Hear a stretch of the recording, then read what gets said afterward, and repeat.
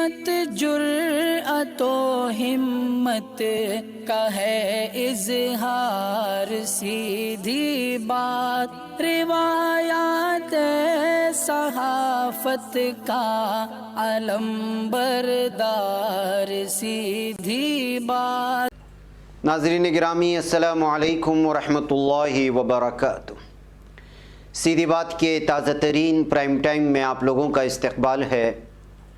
नाज़रीन गिरामी, मैं अंसार अज़ीज़ नदवी इस वक्त आप लोगों के सामने कुछ अहम तरीन ख़बरें, कुछ वायरल वीडियोस और कुछ तनक़ीदी तज़्ज़िये लेकर के हाज़िर हुआ हूँ। नाज़रीन गिरामी, बहुत सारे ऐसी वीडियोस हैं जिससे ये साबित होता है कि जो लोग इस वक्त पड़ोसी मुल्क को लेकर के या फिर अफ़गानिस्तान को लेकर के वहाँ की बेरहमी के बारे में बताते हैं, यहाँ उससे ज़्यादा बेरहमी हो रही है। बिलख़ुसूस मुस्लिम दुश्मन अनासिर जिस अंदाज़ में इस वक्त निडर हो रहे हैं और भारत को अपनी बाप की मिल्कियत समझ रहे हैं, भीड़ की शक्ल में जो भेड़िए आ रहे हैं और जो वीडियोस वायरल हो रहे हैं वो बहुत ही ख़तरनाक है। मैं वो भी चीज़ें बताऊंगा और अलग अलग ख़बरें आई हुई हैं, काबुल की ताज़ा सूरत हाल भी दिखाने की कोशिश करूंगा। उससे पहले आप लोगों से दरख्वास्त है कि जनाब आपने हमारे चैनल को सब्सक्राइब नहीं किया है, सब्सक्राइब कर लें। हमारे इन वीडियोस को दूसरों तक पहुंचाने में हमारी मदद करें, लिंक को शेयर करें। इदारे की मजबूती नाज़रीन गिरामी आप लोगों की मजबूती है और नीचे उसकी तफसीलात दी जा रही हैं और ये आप पर बहुत ज़रूरी भी है कि इदारे को मजबूत करें। नाज़रीन आइए, सबसे पहले मैं ये वीडियो आपको दिखाना चाहूँगा। आपने देखा किस तरह के इस वक्त छोटे छोटे ताजिरों को निशाना बनाया जा रहा है। कोरोना दौर के अंदर भी जो गली गली जाकर के कुछ बेचा करते थे, बेवजह कोरोना का इल्ज़ाम लगा कर कि जिस तरह मुसलमानों के ख़िलाफ़ साजिश रची गई, मीडिया के ज़रिए से हो या हिंदुत्वा गुंडों की ज़रिए से हो, तो आपके सामने है। अब लगातार छोटे मोटे लोगों को जो है निशाना बना रहे ये हिंदुत्वा गुंडे। ये बस थोड़े बहुत हैं। सबसे पहले ये मुस्लिम डोसा वेंडर है जिसको एक हिंदुत्वा के गुंडों ने ये कहते हुए कि ये तिजारती जिहाद कर रहा है, बिज़नेस जिहाद, इकोनॉमिक जिहाद, ये कहकर के जो है धमकी दी कि वो इस तरह का शिकायत दर्ज करवाएंगे और फिर जो कि विकास बाज़ार में मौजूद है मथुरा के, इसकी पूरी दुकान को जो डोसा वगैरह बेच कर के अपना घर बार चलाता था, अपनी गरीब फैमिली चलाता था, देखिए उसकी दुकान को किस तरह उसको धमकियाँ दी जा रही है इस वीडियो में। और उसका पूरा ये ठेला ही उठा करके फेंक दिया इन लोगों ने। अब आप बताइए, और इस वक्त नारे भी लगाए गए, और क्या नारे थे? कृष्णा भक्तों अब युद्ध करो, मथुरा को भी शुद्ध करो। शुद्ध करो यानी कि पाक करो, युद्ध करो माने कि जंग करो। अब पता नहीं ये जो डोसा बेच रहा है मुस्लिम नौजवान, इनसे इनको क्या तकलीफ हुई समझ में नहीं जा रहा। ये मथुरा का विकास बाज़ार है जहाँ पर जो है ये इस तरह के एक ठेला चला करके अपनी गरीब फैमिली को चलाता है। एक 30 सेकंड के लिए मैं इसको सुनाता हूँ, फिर उसके बाद और भी वीडियोस हैं मैं वो दिखाता हूँ ताकि लंबा ना हो।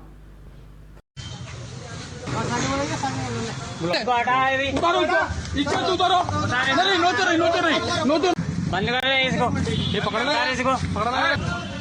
बताइए, तमाम हिंदू भाई यही समझ के आते होंगे कि हिंदू की दुकान है। जी भैया, समाचार है, आप बताओ।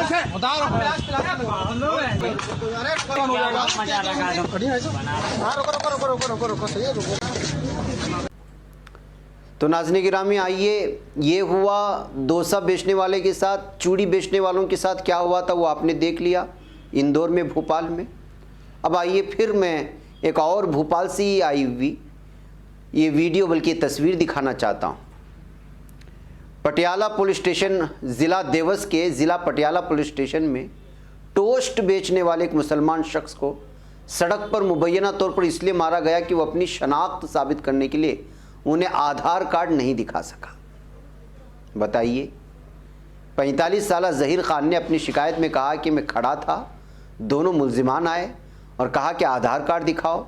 मेरे पास आधार नहीं था, फिर पैसे मांगने लगे, 700 रुपये छीन लिए शराब और चिकन खाने के लिए। उसके बाद एक ने एक बेल्ट से मारा, दूसरे ने लकड़ी उठा ली और मारना शुरू कर दिया। बाद में गांव वाले आए, उन्होंने कहा कि क्या तुम उसे मार दोगे? फिर वो भाग गए। मेरी उनसे कोई दुश्मनी नहीं थी, मैं उसे जानता भी नहीं था। आमला ताज गांव का रिहायशी ज़हीर मोटरसाइकिल पर टोस्ट और ज़ीरा बेचने के लिए जमनिया और बारोली गांव गया था। ज़हीर ने अपने बयान में कहा कि मैं जैद खान वलद बशीर खान मंसूरी के गांव आमला ताज में रहता हूं। टोस्ट और ज़ीरा वगैरह बेचने के लिए यहां के बारोली गया था।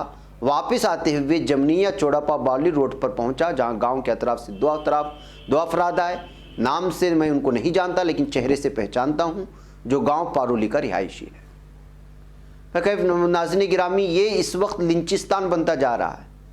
छोटे मोटे कारोबारी रास्ते में जो अपने गरीब परिवार को पालने के लिए कुछ ना कुछ जो है हलाल तिजारत करना चाहते हैं, चले जाते हैं बस्तियों में ताकि कुछ बेचें। और वैसे भी ये सेकुलर मुल्क है, हिंदू कॉलोनी में जाए, मुसलमान कॉलोनी में जाए, लेकिन देखिए कि किस तरह की गुंडागर्दी और दादागिरी चल रही है। और ये सब उसी का नतीजा है जो 4-5 ये दहशतगर्द सरपिरे कुछ जो धर्म का चोला ओढ़ करके आ जाते हैं, उल्टी सीधी बकवास करते हैं मुसलमानों के खिलाफ। उसकी वजह से ये गुंडे, ये रास्ते में चलने वाले हिंदुत्व गुंडे जो है इस वक्त भेड़िए बन चुके हैं, अगर ये कहेंगे। और ये लोग हिजड़े हैं, भीड़ में आते हैं, किसी गरीब मुसलमान को निशाना बनाते हैं।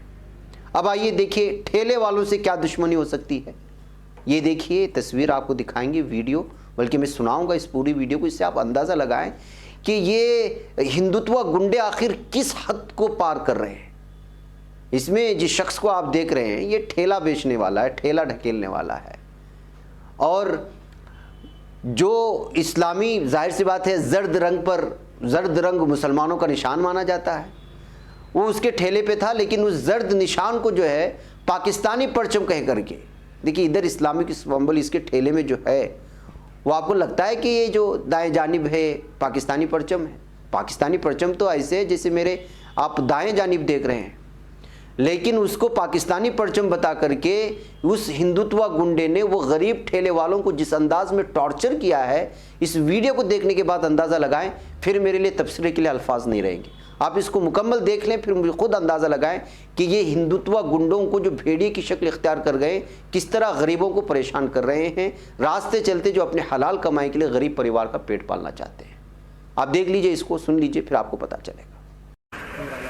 नूर आलम, कहाँ से खरीदे थे गाड़ी? ये राजूनगर भुसियाना। कहाँ के रहने वाले हो? राजूनगर भुसियाना खास बिल्कुल। अच्छा, ये टांगा कब से चला रहे हो? टांगा हो गया सारा मतलब करीब 20-22 साल से चला रहे हो, और इस टांगे पे तुम्हारे पाकिस्तान का झंडा बना हुआ है, तुमको पता नहीं है? सर इतना तो ध्यान दिया नहीं तो। 20-22 सालों से तुम पाकिस्तान का झंडे वाला टांगा चला रहे हो, तुमने ध्यान नहीं दिया? सर अब उन्होंने उसे पेंट कर रखा। अच्छा, 20-22 सालों से यही पेंट चल रहा है ना? नहीं चल तो नहीं रहा, मतलब जिसमें बना हुआ था तो उतना मिटाने का मौका ही नहीं। अच्छा, कोई बात नहीं। जय हिंद बोलो, जय हिंद बोलो। जय हिंद सर। भारत माता की जय। भारत माता की जय। पाकिस्तान मुर्दाबाद बोलो, पाकिस्तान मुर्दाबाद बोलो, पाकिस्तान मुर्दाबाद, पाकिस्तान मुर्दाबाद बोलो, हिंदुस्तान जिंदाबाद, पाकिस्तान मुर्दाबाद बोलो, हिंदुस्तान जिंदाबाद, पाकिस्तान मुर्दाबाद बोलो। क्या नाम है आपका? क्या नाम है आपका? रसीद है। हिंदुस्तान जिंदाबाद बोलो, हिंदुस्तान जिंदाबाद बोलो, हिंदुस्तान जिंदाबाद बोलो, हिंदुस्तान जिंदाबाद बोलो, हिंदुस्तान जिंदाबाद बोलो, हिंदुस्तान जिंदाबाद बोलो, हिंदुस्तान जिंदाबाद बोलो।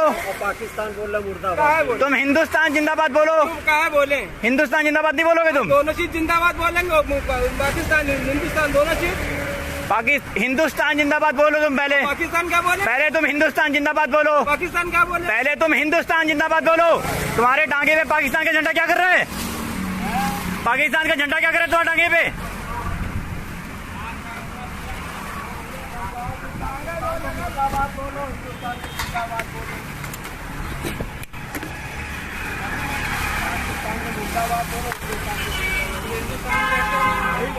हिंदुस्तान जिंदाबाद बोलो। तो वही तो बोला, हिंदुस्तान को जिंदाबाद। हाँ, हिंदुस्तान जिंदाबाद बोलो। राशिद भाई बोलो, हिंदुस्तान जिंदाबाद। दोनों चीज जिंदाबाद। हिंदुस्तान जिंदाबाद बोलो। जिंदाबाद, पाकिस्तान जिंदाबाद, दोनों चीज जिंदाबाद। Very good. और ये टांगा कब से चला रहे हो तुम? टांगा कब से चला रहे हो? 30 साल से चला रहे हैं। पाकिस्तान का झंडा लगा के तुम हिंदुस्तान में 20 साल से टांगा चला रहे हो ना? चलो ठीक। तो नाज़रीन गिरामी, ये हालात इस वक्त बन चुके हैं भारत के। अब क्या कहा जाए, आपने सुना इन बातों को। आइए एक और वीडियो में आपको दिखाता हूँ। इस वीडियो में जिस शख्स को खींच करके ले जाया जा रहा है ये कोई गुंडा या दहशतगर्द या ऐसा कोई नहीं है जो पेशावर जुर्म किया हो। ये यूपी का साबिक आईपीएस अफसर अमिताभ ठाकर हैं, जिसको पुलिस किस तरह खींच के ले जा रही है आप देख करके अंदाज़ा लगा सकते हैं। इस वीडियो को शेयर करते हुए किसी लिखने वाले ने लिखा है कि भाई हाल ही में गोरखपुर से सीएम अजय सिंह बिष्ट के खिलाफ इलेक्शन लड़ने का ऐलान किया था। गोरखपुर में सीएम के खिलाफ तो जब ऐलान किया तो उसकी हालत पुलिस क्या कर रही है इस वीडियो से आप देख लें। यानी कि आजमाइशी मौसम शुरू हो चुका है। नाज़रीन गिरामी, ये हमारे भारत के हालात हैं। अब पुलिस किस तरह से जो है एक तरफा कार्रवाई करती है, क्या कुछ हो रहा है, ये सारी चीज़ें आप सिर्फ वीडियोस को, अब ये कोई ढकी छुपी बात भी नहीं है कि ये बात खुल्लम खुल्ला ना बोला जाए, आला-लेना ना बोला जाए। आप अगर सोशल मीडिया ट्विटर खोल देंगे तो इस तरह की वीडियोस की भरमार होगी जिस पर तबसरे चलते रहते हैं, तनकीदें चलते रहते हैं, लेकिन किसी को कोई फ़र्क नहीं पड़ रहा है। उल्टे से इस तरह की वीडियोस में कोई हुकूमत के ख़िलाफ़ कुछ तनकीद कर लेता है, उसको निशानदेही की जाती है, और उस पर कोई तबसरा या कमेंट करता है, उसको निशानदेही की जाती है। फिर कुछ दिनों के बाद उसकी गिरफ्तारी की किसी ना किसी बहाने हो जाती है। यही कुछ इस वक्त चल रहा है नाज़रीन गिरामी, कि यूँ समझिए कि जो है गैर एलानिया तौर पर एक ऐसी इमरजेंसी नाफिज हो चुकी है, या फिर यूँ कहें कि जो है इस वक्त जुल्म करने वाले हीरो हैं, मुसलमानों के ख़िलाफ़ बोलने वाले हीरो हैं, मुसलमानों के ख़िलाफ़ जुल्म करने वाले, या जो सच और सही सेकुलर हिंदू भाई जो इस वक्त जुल्म के ख़िलाफ़ बोलना चाहते हैं, वो इस वक्त जो है मुल्क के दुश्मन और वतन के गद्दार माने जा रहे हैं, और ऐसा ही सब कुछ हो रहा है। बहरकैफ आइए नाज़रीन गिरामी अगली ख़बरों की जानिब बढ़ते हैं। अब एक सहाफ़िया को जो कवरेज करने के लिए गई थी उसको किस तरह से जो है बंद रख करके जबर किया गया है वो भी देख लीजिएगा। ये दलित टाइम्स की खातून सहाफ़ी सृष्टि जाटो है।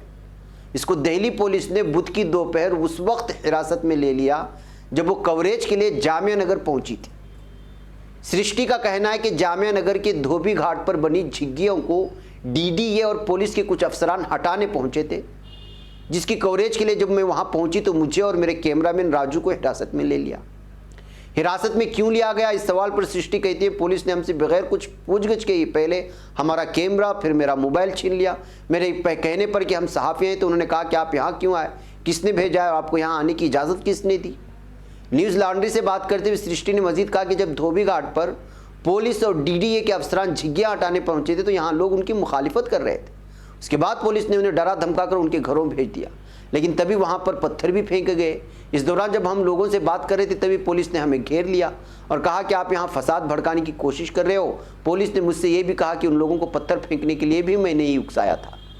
इसके बाद पुलिस ने मेरा फ़ोन छीन लिया, मुझे जामिया नगर थाने ले गई। मुझे दोपहर में करीब 2:30 से 3 बजे के दरमियान पुलिस स्टेशन ले जाया गया और 3 घंटे बाद छोड़ा गया। थाने में मुझसे मेरे फ़ोन से वीडियो डिलीट करने को कहा गया।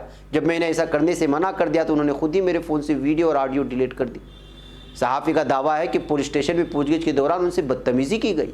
वहीं उनके बार बार पूछने पर पुलिस ने कहा कि आप वहाँ फसाद भड़काने की कोशिश कर रहे थे।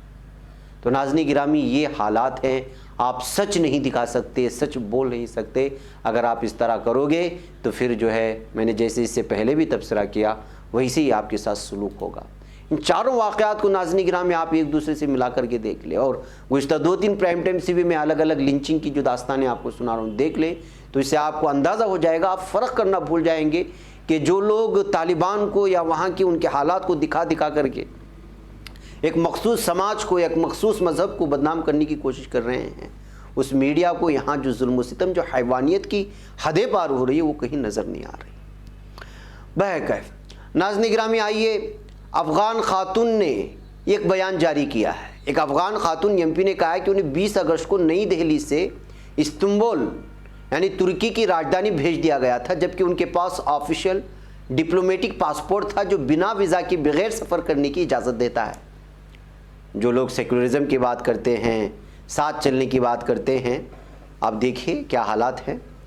जो लोग ये कह रहे हैं कि अफ़गानिस्तान की सूरत हाल इस कदर ख़तरनाक हो चुकी है कि वहाँ कोई पूछने वाला नहीं, एक धड़े को जालिम और दूसरे को मज़लूम, और वही ये खातून मज़लूम बन कर के आई है तो उसके साथ यहाँ क्या सलूक हो रहा है देख लीजिए। साल 2010 से अफ़गानिस्तान की सूबे फारियाब की नुमाइंदगी करने वाली उलेसी जिरगा अफगान पार्लियामेंट के ऐवान ज़ेरी की रुकन रंगीना कारगर ने कहा कि तालिबान के कब्ज़े के 5 दिन बाद 20 अगस्त को इस्तांबुल से दिल्ली के इंदिरा गांधी इंटरनेशनल हवाई अड्डे पहुंची थी, लेकिन उन्हें वहीं से वापस भेज दिया गया। उन्होंने नाराज़गी जाहिर करते हुए कहा कि महात्मा गांधी की हिंदुस्तान से ऐसी उम्मीद नहीं थी। सिर्फ सियासत और एक ख़ास मुल्क को दुश्मन बना करके पेश करने के लिए तालिबान का चेहरा पेश कर दिया जाता है, जबकि तालिबान के मुखालिफ रहने वाले, जिनको मजलूम बता रहे हैं मीडिया और ख़ुद हिंदुस्तान के लोग उनके साथ हमदर्दी जता रहे हैं, वहाँ के खातून, और वो भी बड़ी डिप्लोमेटिक, जिसके पास पासपोर्ट होता है, यानी डिप्लोमेटिक पासपोर्ट यानी कि वीज़ा की ज़रूरत नहीं होती, एक ऑफिशियल पासपोर्ट होता है, उस तरह की खातून जो यहाँ आई थी उसको वापस भेज दिया जाता है। उन्हें ऐसे वक्त पर हिंदुस्तान में दाखिले से मना किया गया जब एक दिन पहले वज़ीर ख़ारिजा एस जयशंकर ने कहा था कि हिंदुस्तान अफ़गानिस्तान और उसके लोगों के साथ अपने ताल्लुकात को बनाए रखने पर तवज्जो मरकूज़ करेगा। कारगर ने इंडियन एक्सप्रेस को ये बताया है कि वो इसी पासपोर्ट पर कई बार हिंदुस्तान का दौरा कर चुकी है और वो इस बात को लेकर के हैरान है कि इस बार हिंदुस्तान ने उन्हें मना कर दिया। ये है नाज़रीन गिरामी, दिखाने की कुछ और दांत, खाने की कुछ और दांत। नाज़रीन, उधर किसान आंदोलन को धार देने की तैयारी शुरू हो चुकी है और 25 सितंबर को भारत बंद का ऐलान किया गया है। जी हाँ, संयुक्त किसान मोर्चा की पहली ऑल इंडिया 2 रोज़ा कॉन्फ्रेंस जुमेरात को सिंगू बॉर्डर पर शुरू हुई। गुज़िश्ता 9 महीने से नए ज़रिए क़वानीन को मनसूख करने, MSP की गारंटी के लिए कानून समेत दूसरी मांगों की हिमायत में दिल्ली की सरहदों पर किसानों का एहतजाज चल रहा है। आंदोलन को नई रफ्तार देने के लिए मुनाकिद प्रोग्राम में 22 रियासतों के नुमाइंदे शामिल हुए हैं। इस दौरान गन्ना कीमत में इजाफे को किसानों की तौहीन करार देते हुए सरकार को इस हवाले से हुकूमत को मेमोरेंडम भेजा गया। इसमें 25 सितंबर को भारत बंद करने की कॉल करने पर भी गौर किया गया है और बंद हो सकता है। नाज़रीन, 2500 से ज़ायद नुमाइंदों ने इस मीटिंग में हिस्सा लिया है। इस तारीख़ी कॉन्फ्रेंस में 300 से ज़ायद किसान और ज़रई मजदूर यूनियनों, 18 ऑल इंडिया ट्रेड यूनियंस, 9 ख़वातीन तंजीमें, 17 तलबा और नौजवान तंजीमों की नुमाइंदगी करने वाले मंदूबीन ने शिरकत की थी। तो इस तरह बड़े पैमाने पर मुनक़िदा इस कॉन्फ्रेंस से ज़ाहिर होता है कि जो बंद का ऐलान किया गया है उसका असर ज़रूर पड़ेगा और ये 25 सितंबर को भारत बंद करने की इस वक्त जो है फ़ैसला लिया गया है। नाज़रीन, ओवैसी ने तालिबान को दहशतगर्दों की फहरिस्त में क्या डालेगी, ये कहते हुए सरकार से सवाल किया है। अफ़गानियों समेत दीगर शहरियों के इनखला के अमल के दरमियान अफ़गानिस्तान के दारुलहुकूमत काबुल में कल हुए खुदकुश धमाकों ने पूरी दुनिया के खदशात को बढ़ा दिए हैं। भारत को खुफिया ज़राए से मिली जानकारी के मुताबिक हमले के पीछे दाइश खुरासान का हाथ होने की बात सामने आई है, जबकि अलग अलग तरह के दावे हो रहे हैं। मैंने आज के मॉर्निंग प्राइम टाइम में हकीकत क्या है और किस तरह का दावा हुआ है मैंने आपको सारी तफसीलात सुनाई थी। जिन्होंने नहीं देखा वहाँ जाकर के ज़रूर देखें कि हकीकत में क्या हुआ था वहाँ पर। इस दरमियान ऑल इंडिया मजलिस इत्तेहादुल मुस्लिमीन AIM के सरबराह और मेंबर पार्लियामेंट असुद्दीन ओवैसी ने बीजेपी पर निशाना साधा है। उन्होंने बीजेपी से पूछा है कि क्या तालिबान को UAPA के तहत दहशतगर्द तंजीमों की फहरिस्त में डालेगी। ओवैसी ने जुम्मा को अपने ट्वीट में कहा कि अफगानिस्तान में हमारे सिफारतखाने पर दो बार हमला हुआ था, जिसमें हमने एक सिफारतकार को खोड़ दिया। हमले के लिए हक्कानी नेटवर्क जिम्मेदार था, अब इख्तिदार में है कि आप तालिबान को UAPA के तहत दहशतगर्द तंजीम की शक्ल में फहरिस्त करेंगे, अगर नहीं तो क्या बीजेपी अपने तर्जुमानों को खामोश रहने और लोगों को टीवी पर तालिबानी कहना बंद करने को कहेगी। ये कहते हुए उन्होंने सवाल किया है। यानी उनका मानना था कि अगर आप उनको किसी तौर पर ख़ास तौर पर कोई वाज़ेह पैगाम या तालिबान के सिलसिले में कोई ख़ास स्टैंड नहीं लिया जा रहा है, तो फिर ये बीजेपी के तर्जुमान जो अलग अलग तरह से तालिबानी कह करके या अलग अंदाज में जिस तरह से जो है इस वक्त वहाँ की तस्वीर पेश करने की कोशिश हो रही है, तो इन तमाम चीज़ों पर जो रोक लगनी चाहिए, इस वजह से उन्होंने इस तरह का सवाल पूछा है। चुपता हुआ सवाल है ट्विटर में जो उन्होंने हुकूमत से कहा है। नाज़रीन, उधर इसराइली जारहियत के ख़िलाफ़ सैकड़ों फ़िलिस्तीनियों की जानिब से जनूबी गज़ा की पट्टी पर इसराइली सरहद के करीब मुजाहिरा किया गया और इसराइल से नाकाबंदी में नरमी का मुतालबा किया गया है। इसी तरह का एहतजाज चंद रोज़ कबल भी किया गया था, जो इसराइली फ़ौज से जानलेवा तसादुम पर इख्तिजाम पजीर हुआ था और कई फ़िलिस्तीनियों को जो है यहाँ की जालिम यहूदी इसराइली फ़ौज ने ज़ख्मी कर दिया था। डॉन के एक रिपोर्ट के मुताबिक हमास ने हुजूम को सरहदी दीवार के करीब जाने से रोक दिया। इसके बाद मुजाहिरा गुज़िश्ता हफ्ते के बरस तसादुम के बगैर ख़त्म हो गया है। तो नाज़रीन गिरामी, फ़िलिस्तीनी हुकाम की रिपोर्ट के मुताबिक 9 अफराद ज़ख्मी हुए, जिसमें आतिश आंसू गैस का जो है इस वक्त और महदूद आतिज़दा गोलों का भी इस्तेमाल किया गया था जालिम दहशतगर्द इसराइली फ़ौजियों की जानिब से अपने हुकूक़ के लिए। यहाँ की इसराइल के ख़िलाफ़ जो है फ़िलिस्तीनी इसी तरह लगातार एहतिजाजात करते रहते हैं। ये सारी तफसीलात आप लोगों के सामने हैं। नाज़रीन, काबुल एयरपोर्ट के सिलसिले में बताया जाए तो बताया जा रहा है, जो इस वक्त ताज़ा तरीन ख़बर आ रही है वो ये कि धमाके में हलाक शुदगान की तादाद 103 हो चुकी है और उसमें 28 से 32 तालिबानी जंगजू भी शामिल हैं, ये भी बताया जा रहा है। और ये कल की तस्वीरें थी, तो आज काबुल के बाहर की 2 तस्वीरें देख लीजिएगा कि किस तरह से खामोशी छाई हुई है। ये 2 तस्वीरें आई हैं काबुल एयरपोर्ट के बाहर की, जहां पर जिस तरह से भीड़ जमा थी ये धमाकों के बाद अक्सर यहां से भीड़ खाली हो चुकी है। इसके अलावा नाज़रीन गिरामी, साबिक़ अफ़गान सदर हामिद करज़ई और कौमी मुसालहती कौंसिल के चेयरमैन अब्दुल्ला के साथ अहले तशय्युअ के वफ़द की मुलाकात हुई है और इस मुलाकात में मौजूदा सूरत हाल पर तबादिले ख़याल होने और अफ़गानिस्तान में कौमी हुकूमत के क़याम और तमाम मकातिब फ़िक्र को उनकी हुकूक़ की फ़राहमी पर इत्तेफ़ाक़ कर लिया गया है कि तमाम समाज, तमाम तबक़ात और जितने भी मज़ाहिब और मकातिब फ़िक्र यहाँ पाए जाते हैं, सबको जो हुकूमत में शमूलियत के साथ साथ उनकी हुकूक़ की किस तरह से जो है पासदारी की जाए, इस पर जो है बात हुई है। नाज़रीन गिरामी, एक वीडियो भी मैं आपको दिखाना चाहता हूँ कि काबुल एयरपोर्ट पर ख़ुदकश हमले के बाद एक नौजवान ने किस तरह ज़ख्मी खातून को दुपट्टे के बगैर देखा तो अपना रुमाल उसके सर पर रखा और उसको तसल्ली देने की कोशिश की, इसलिए कि ज़ाहिर सी बात है कि बहुत बड़े धमाके के बाद अफरा तफरी का माहौल था, नफसा नफसी का माहौल था। कई लोगों ने अपनों को खोया और कहीं इतनी ख़बर आ रही है कि एक ख़ानदान के 5-5, 4-4 भाई, माँ बाप समेत सब लोग जो है इस धमाके में चले गए हैं। तो ऐसे में एक ज़ाहिर सी बात है कि ख़ातून जो है वो जो रोते हुए वहाँ से आ रही थी, उसको दुपट्टा दे कर के यहाँ के एक शख्स ने जो उसको तसल्ली देने की कोशिश की, तो वो वीडियो इस वक्त वायरल होने लगी है।